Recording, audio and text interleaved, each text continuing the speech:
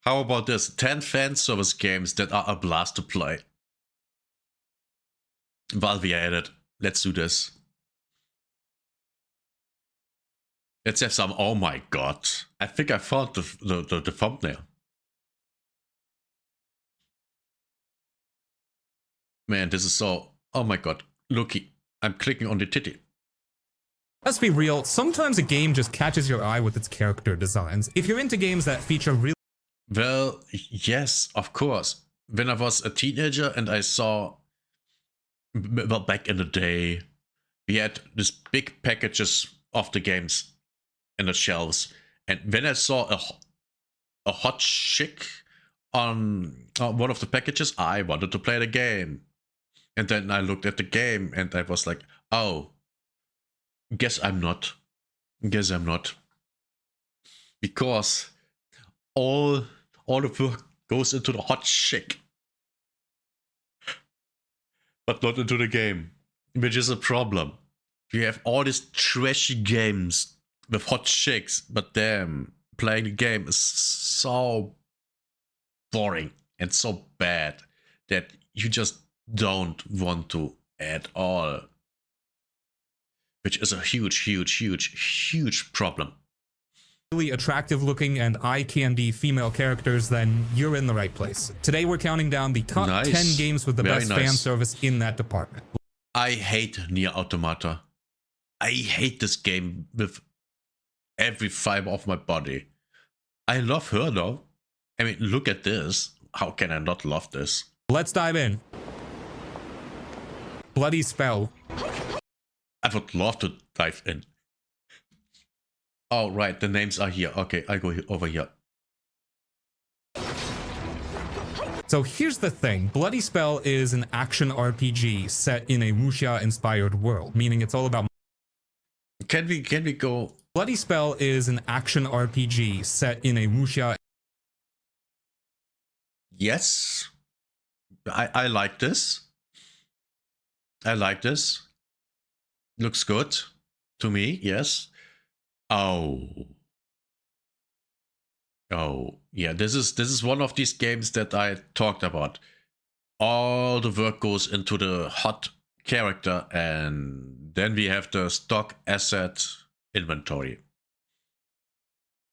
Yeah. It's one of those games, shit. Inspired world, meaning it's all about martial arts, magic, and ancient China vibes. You play as Yi Jin, a dude who's out to rescue his kidnapped sister. But here's the kicker, you can equip a female skin for Yi Jin mid-game. It's not a gender swap, it's like putting on a costume that turns your character into a totally different person with a new look and voice line. And it's not just a one-time thing. There are tons of DLC skins you can unlock or buy, like of course, DLC skins, of course. Wedding dresses, catgirl outfits, and even zombie-themed gear. Some of these outfits are pretty revealing, and yeah, they're designed to catch your eye. But is it just eye candy? The combat is legit. You've got smooth, fast-paced action with a bunch of weapons and combos to play around with. To be fair, I was stunned by the jiggle physics. I actually don't care. I don't think the combat is that great, but I'm also not into these kinds of games. It's like Devil May Cry meets Ninja Gaiden, but with a Chinese fantasy twist. Plus, there are different modes like Bloody Arena and Priestess Exam that keep things spicy and give you more chances to show off those outfits. So should you play it? If you're into games that mix slick combat with a bit of fan service, Bloody Spell is worth checking out. Just know it's got that edgy, over-the-top style that's not... Let's see if we can get it on Steam. Let's just see. And I don't want to show anything that I can't show. Okay, we are good. How was it called? Bloody Spell is worth checking out. Bloody Spell. Bloody Spell. Here it is. Really? Less than $3? Oh Jesus, that's It's very positive. That's 16. Age 16. That's, by the way, normal in Germany when it comes to kind of loot things. It's 16. Yeah, that's fine. We absolutely don't care about shit like that. But the DLCs, 5 to about $10. All of the DLCs right now reduce the price $28 euros, taxes included, and the game itself $2.39. Okay, nice.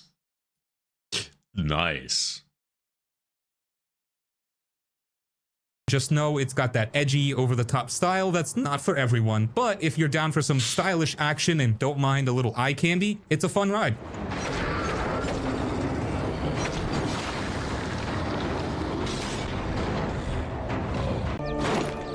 Yeah, I don't care about that. Please don't tell me this is a different game, because it looks the exact same. It's the same game, right? It is. The Killing Antidote. That game is in early access. Still early access. And it's very obviously Unreal Engine, right? At least that's what I would say. You step into the shoes of Jody, a fearless freelance journalist, navigating a post-apocalyptic world overrun by a mutating germ. She's on a mission to uncover the truth and find the legendary antidote. The gameplay mixes shooting, melee combat, stealth, and puzzle. Why would she do that and not, I don't know, the military, literally the military? Solving, keeping things fresh and engaging.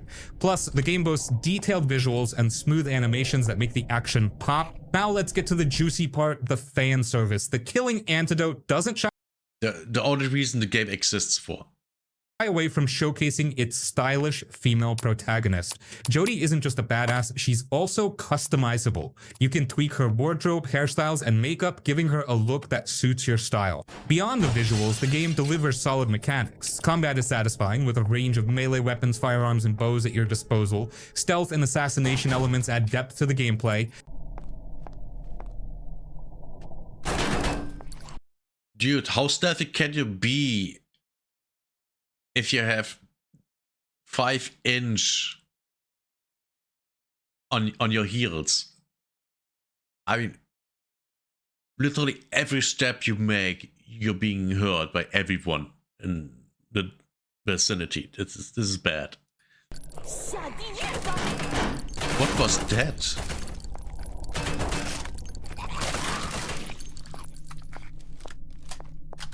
Lollipop Chainsaw. Funny stuff. Yeah, that game was gameplay wise. It's okay. Yeah, it's serviceable. Now this game, I played the game on my PlayStation 3 back in the day, and it's okay. It's an okay game. It's nothing special. I've literally played better games, but the game's okay. Especially not if you really like the person.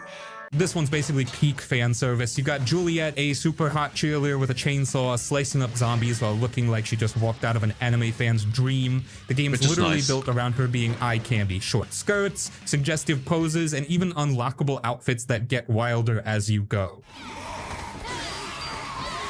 The camera knows what it's doing too, always zooming in on the important parts. It's goofy, over the top, and 100% doesn't take itself seriously. Total guilty pleasure kind of. Which is good. This game shouldn't take itself seriously, because it's not. It's not serious at all. It's just a fun little game. That's a hot character. That's all. Game, and yeah, Juliet's a whole damn icon. Now, in terms of gameplay, it's a hack and slash action game. You chain combos, do flashy finishers, and juggle enemies in the air. There's light combat variety. You've got your cheerleader acrobatics for kicks and flips, and then brutal chainsaw moves for heavy attacks. Plus, there's this meter that builds up for special sparkle hunting kills, where you can take out a bunch of enemies in slow-mo glittery explosions. It's dumb, colorful, and satisfying, like Devil May Cry if it went to Hot Topic and drank too much Monster Energy. You also collect gold medals Yeah, pretty much, yeah. from enemies and mini games, which you use to unlock new combos and buy items, health upgrades, and yes, outfits. This is where that fan service kicks into overdrive. But the game isn't just button mashing. There are moments where it throws in quick time events, little arcade style mini games, and even sections where you ride a freaking chainsaw powered motorcycle. So it stays fresh and chaotic all the way through. I wouldn't say that. I played through the game. I wouldn't say that.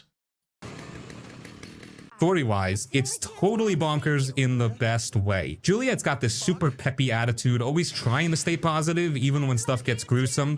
Her boyfriend Nick is literally just a head she carries around, and their banter is hilarious. The whole tone is campy and over the top on purpose. It knows it's ridiculous and leans into it hard. The boss fights are wild too. Each one is themed after a different genre of music, punk, metal, funk, etc. And they're full of personality. Like one boss screams swear words in giant neon letters, another turns into a DJ that tries to kill you with dubstep. It's nuts. So yeah, it's got the fan service, Juliet's hot, outfits are spicy, and the camera definitely knows what it's doing, but it's also just a genuinely entertaining and unique game. Not deep, not super refined, but if you're into loud, stylish, hilarious chaos with a lot of flair, this one delivers. I agree. Yes, absolutely. I agree with that. That sentiment is absolutely correct. That's my experience with that game too. Yeah. I just hope back in the day for more, you know, more sexiness. Because I was a fucking gooner. Definitely one of those games where you come for the eye candy, but you stay for the insane over-the-top fun. Total cult classic. Bayonetta series. I've been driving around this city since the crack Oh, of dawn. Bayonetta. Nice. Bayonetta is one of those action games that just grabs you and doesn't let go. You play as this witch named Bayonetta who's super confident and knows how to fight. She uses a mix of guns on her hands and feet, plus magic and really smooth combos to take down enemies. The best part is the combat. It's fast, it feels good, and it rewards you for timing your dodges right. When you dodge perfectly, time slows down, and you can hit enemies a bunch without them hitting back. It makes the fights feel really satisfying, like you're in control the whole time. The game throws a lot of enemies at you, from small ones to huge bosses, and each fight feels different. The bosses especially are big and crazy. Why the fuck does this one remind me of Godzilla? Yeah, I wonder why. Like giant monsters or weird angelic beings, and beating them usually feels like a big deal because they take some skill. Bayonetta can do all kinds of moves, from punches and kicks to shooting enemies while jumping in the air, and you can mix everything together in long combos that look super cool. The whole world feels mysterious but stylish, with a mix of modern city streets and magical places. As the series goes on, the story adds more crazy stuff like time travel, different worlds, and new characters. Oh no, I hate time travel. Everything time travel, I hate it. I hate it with a passion. Don't. Please, no. With their own stories. It's not the kind of game where you have to pay super close attention to the story though. The main thing is just the action and the style. Speaking of style, Bayonetta herself is a big part of the game's charm. She's tall, confident, and moves like a dancer. The game shows off. By the way, created by a woman. Literally. And guess what? Feminists hate it. Of course they do. Of her design, but in a way that feels natural for her character. She's not just there to look good, she's a powerful fighter who owns every fight she's in. The costumes are cool too, and you can unlock a bunch of different outfits in the game, which is a nice bonus if you like customizing her look. The series has a great balance of fast gameplay, cool visuals, and a character with a lot of personality. If you like games where you feel powerful and can pull off stylish moves, Bayonetta is perfect. The controls might take a little time to get used to, but once you do, the game becomes really fun and rewarding.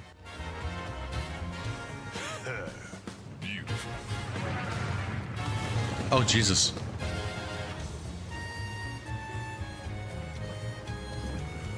What the fuck? Is he catching all of the pizzas? Catherine, full body. He didn't show. No, this looks nice. Play as Vincent, a guy who's kind of stuck in a confusing love triangle. On one side, there's his longtime girlfriend Catherine, who's all about stability and commitment. On the other, there's this mysterious and playful woman named Catherine who shows up and shakes things up. The story dives deep into Vincent's struggles with relationships, commitment, kind of like a really intense, emotional soap opera, but with a twist. Now, the fan service part is subtle, but especially with Catherine, she's definitely designed to catch your eye, and the game teases with some pretty stylish character designs and moments, but it's never over the top or gross. The art style is anime-inspired and looks really sharp, and the characters have a cool, mature vibe. Plus, the full-body version adds... Finally. No high schoolers. Great, thank you. Yeah, I like the art style of the cutscenes and even that. I like it, yeah. a new character named Rin, which adds even more drama and choices to the mix. Gameplay-wise, it's mostly about climbing these crazy tower puzzles. Every night, Vincent gets trapped in nightmares where he has to climb blocks, move them around, and avoid traps or monsters. The puzzles get pretty tricky, but they're fun and satisfying once you figure out how to move pieces to clear a path. There's also a time pressure because the tower is collapsing, so you have to think fast. The story parts are really well done. The game blends dialogue, character drama, and nightmare sequences seamlessly, plus your choices affect how the story unfolds, which means multiple... Which is nice. Thank you. I hope that, because everything else wouldn't make any sense. endings. So it's got replay value if you want to see how things could have gone differently. Overall, Catherine Full Body is great if you want a mix of smart puzzles and a deep, mature story about love, fear, and... So it literally is an ass. Okay. Yeah, I thought that, and then I saw that there's a foot. Yeah, this is an ass. Growing up. It's unique and emotional with some cool moments and stylish characters that keep things interesting without going too far. Nier Automata. So Nier Automata is this crazy mix of robot fights, deep feelings, and some wild story twists. You play as these android girls. 2B is the main one, and yeah, she's kind of got that sleek badass vibe going on. Yes, she's great and all, but I hate the gameplay. But don't get it twisted, it's not just a pretty face game. The story's actually kind of heavy. Like, these robots are stuck fighting a war nobody really understands. It's a wannabe philosophical game. The story isn't deep. It's not. I mean, I only played the tutorial, but that took me finishing that and, you know, stopping the game took me almost 2 hours. No, 90 minutes, a little bit more than that. It wasn't good. I hated every second of it. And I mean it literally. I had no enjoyment playing this game at all. That's why I stopped. Fucking hate it. And the game makes you think about what it even means to be alive or have feeling. Weird stuff for a game about smashing machines, right? The fights are super smooth and fun. You're slashing enemies, dodging attacks, and sometimes the camera switches up and it feels like you're playing a shooting game or even a flying game. It keeps you on your toes. The combos look... And yes, and those sequences, your controls change and they are bad. They're a little bad. I died so often because of how bad the controls are. Oh my god, I'm getting angry again. Can you please stop? Cool, but aren't too hard to pull off, so it's fun for casual players, but has some depth if you want to get fancy. One thing that's wild about this game is the story. You don't get the full picture the first time you play. You gotta replay it with different characters to unlock the whole mystery, and just when you think you know what's going on, the game throws you some curveballs. It's kind of like a puzzle, but with robots and emotions. The world looks kind of sad but pretty, with broken cities and nature growing back. Plus the music is freaking amazing. It'll stick in your head for days. And now fan service. Yeah, the 2B's outfit and style are pretty eye-catching, but it never feels forced. It's just part of the vibe. The game is mostly about the story and action, but you get that little bonus for sticking around. No, the chicks are the only reason to play the game. Everything else in the game is so mediocre at best that I really hate this game. I really do. I really try to like this game because of her, but I really hate this game. If you want a game that's fun to play and makes you think a bit, Nier's a good pick. Just be ready to play it a few times to get the full story, like a movie with sequels but better. Scarlet Nexus. You get to pick between two characters, Looks good so Yito far. or Kasane. Both are new members of this special group called the Other Suppression Force. Basically, they fight monsters called Others. And these Others aren't your normal monsters. Very unique name. The Others, yeah. They look kind of scary and want to eat people's brains. Yeah, nasty stuff. The fighting in the game is really fun and easy to get into. You don't just slash with swords, you also use your psychic powers to grab things around you, like cars, rocks, or even parts of buildings. And If they would be smart, they would just get an island and invite politicians there. Then they could eat brains. You don't get into that again? throw them at enemies. It feels pretty awesome when you pick up a big object and smash it into a monster. On top of that, you can run fast, jump, and do combos with your sword. You also have teammates who fight with you and have their own special psychic powers, so you gotta figure out the best way to work with them. It makes battles more interesting and not just button mashing all the time. The story starts out kind of simple, you're just fighting monsters and trying to protect people. But as you play more, you find out there are secrets in the organization you work for. There's a lot of drama, like who you can trust, hidden plans, and mystery about what the others really are. Oh, you mean all things that we have already seen 100 times before? Yeah, I'm so surprised. Oh. Oh no. Yeah, whatever. The game tells the story through cutscenes and talks with your teammates, so you get to know them and their problems too. It's not just about fighting all the time, there's some good story stuff mixed in. The characters are drawn in this bright anime style, and yeah, some of the characters look pretty cool and stylish. The game doesn't go too crazy with fan service, but if you like seeing colorful, neat designs and sometimes characters looking sharp, you'll like that part. The whole world is colorful too, it's not dark or scary like some other games, more like a bright comic book. If you want a game that's easy to pick up with cool psychic powers, fun battles, and a story that keeps you interested, Scarlet Nexus is a solid choice. It's got that... To be fair, I like everything I see here. I do. I really like everything I see. Just what I heard about the story is like, yeah, I've seen that already. Why would I want to play another game that's like that, story-wise?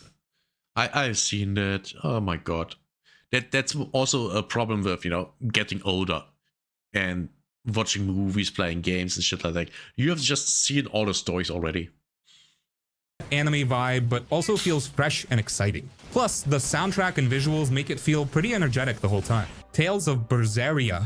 So Tales of Berseria is this cool RPG where you play as Velvet, a girl who's kind of pissed off at the world. Like, she's not your typical, let's save the day hero. She's more like, I'm gonna wreck anyone who mess with me. The story kicks off because something really bad happened to her, and now she's on this wild revenge trip. It's not all sunshine and rainbows, it's got a bit of a dark and gritty vibe, which is pretty cool because it makes the story feel real and not all cheesy. You don't Thankfully, something that's not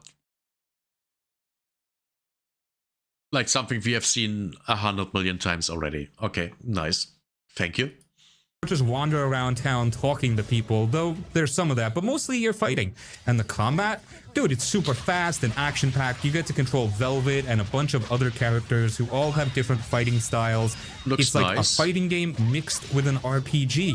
You can chain combos, use special moves called Artes, and switch characters mid-fight to keep things spicy. It never gets boring.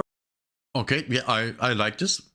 It's a little bit of Final Fantasy with action. Yeah, nice, nice. At least she looks nice. Especially with the glasses. Yes, I have a thing for that. Because you're always trying to pull off cool moves and dodge attacks. The characters are a big part of why the game is fun. Velvet's got that don't mess with me energy, but her crew is a pretty wild bunch. They're all messed up in their own ways, but that makes them feel like real people, not just game NPCs. Plus, the story dives into some heavy stuff like dealing with loss, anger, and what it really means to be human. It's deep, but not in a way that makes your brain hurt. More like those serious moments in movies that stick with you. The art style is bright and colorful, classic anime look. If you like games with fast fights, a story that hits you in the feels, and characters that aren't perfect but still awesome, you'll probably dig Tales of Berseria. It's got that good mix of action and emotion, and it keeps you hooked with twists and turns along the way. Stellar Blade. Stellar Oh, Blade yeah, is of this course. third-person action game where you step into the shoes of Eve, a total badass warrior. The Earth has been taken over by these alien robot monsters called Natibus, and it's kind of a mess. Ruined cities, Wait, she also has a robot? Is it there all the time? Oh, don't go full Nier Automata. Because I don't remember this game being full Nier Automata. dark skies, all that post-apocalyptic stuff. Your job, kick alien butt, figure out what went wrong, and maybe save what's left of humanity. Pretty classic save the world story, but the way it's told feels fresh, with cool sci-fi twists and some mystery about Eve's past and her connection to the aliens. The gameplay's where the real fun's at. The combat is super fast and smooth. You can't just button mash. You gotta actually Damn. think about when to attack, dodge, or block.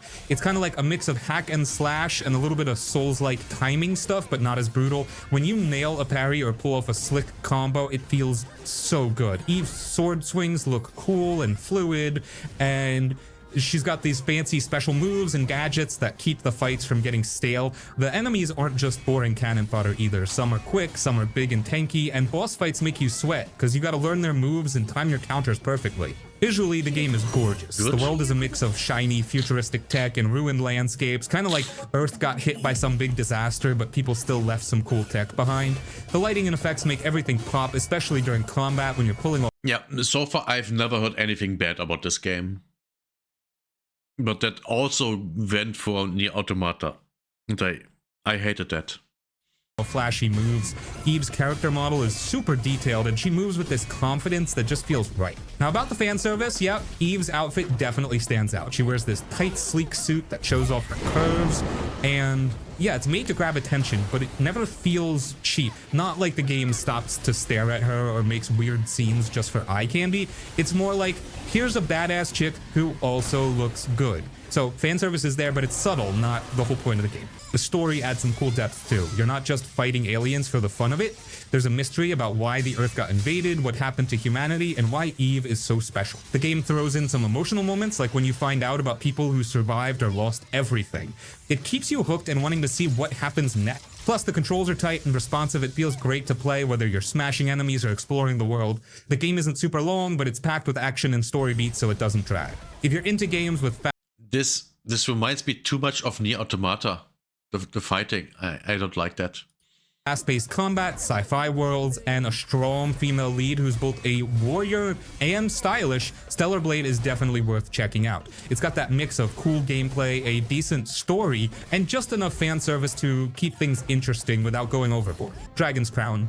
Dragon's Crown is basically a modern love letter to old-school beat-em-up games, but Okay, this is kind of weird. Why is the head so small?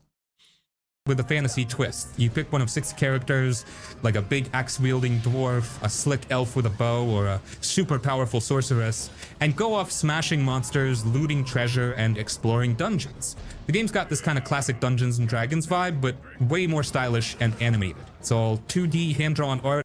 Anime? This is not anime. At least, not really. It's kind of confusing. And it looks amazing, like straight up looks like a moving painting. It's one of those games where you pause just to admire the backgrounds sometimes. Yes, I can see that, but I feel like this looks like a browser game. Gameplay's tight too. You just run through these side-screen levels, beating the crap out of skeletons, goblins, dragons, and whatever else gets in your way. It's not just button mashing either. You gotta use combos, magic, dodging, all that stuff. And when you start playing co-op with friends, that's when it really gets wild. Total chaos in the best way. Now, yeah, fan service, oh yeah, it's definitely there. The character designs, especially the Sorceress and the Amazon, are a lot. The Sorceress has this massive presence, Oh my and the God, Amazon's built yes. like a tank, but wearing barely anything. It's exaggerated on purpose. Oh, I remember her. I've seen this years ago. Years ago. I don't even remember where. But yes, she's great. As part of the whole over-the-top fantasy art style. Some people dig it, some roll their eyes. Depends on your vibe. But it's not like the game's just about that. It's got solid gameplay and a lot of heart underneath the flashy designs. The story's not super deep or anything, but it does the job. It's all about adventuring through these magical lands, finding ancient relics, and unlocking the secrets of the Dragon's Crown. Simple, fun, and fits the style perfect. If you like old school arcade style brawlers, fantasy worlds, and a bit of wild art design thrown in, Dragon's Crown is a good time. It's one of those games that doesn't take itself too seriously, but still delivers a good fun ride. Maiden Cops. Maiden Cops is just straight up wild. It's this side-scrolling beat-up that I love what I see. I like this. This looks fine. This looks good. feels like someone took an old school arcade game, cranked up the volume, added a bunch of flashy moves, and just said, let's go nuts. You play as a trio of badass lady cops trying to clean up a city that's totally out of control. Like this gang called the Liberators is causing all kinds of chaos, and it's up to you and your squad to punch, kick, and combo your way through the madness. Each of the three main characters has their own style. Like one's this super energetic rookie, another's a calm, cool veteran, and then there's this big, strong softie who's basically the muscle of the team. Also, they all play differently too, which keeps things fun, depending on who you pick. Now, yeah, the fan service is real in this one. The designs are totally exaggerated, Wait. over the top. Did I see a dick swing? Fan service is real in this one. The designs For a second, I thought this was a dick. One was beneath that, but it's not. Thank God. are totally exaggerated, the kind of over-the-top stuff where, you know, they're not even pretending to be subtle, the outfits, the poses, the animations. It's definitely leaning into that whole sexy anime cop vibe. Which is fine. That's what we come for. But it's done in this loud, ridiculous way that honestly feels like it's just having fun with itself. Like the game knows what it is and doesn't try to beat anything else. What really makes it work though is that the gameplay is actually solid. It's fast, smooth, and super satisfying when you're landing big combos and clearing out a bunch of enemies. And if you bring a friend along for local co-op, it gets even better. Pure chaos, but in a good way. I like this. It was neat. It was neat and interesting. Yeah, this was nice.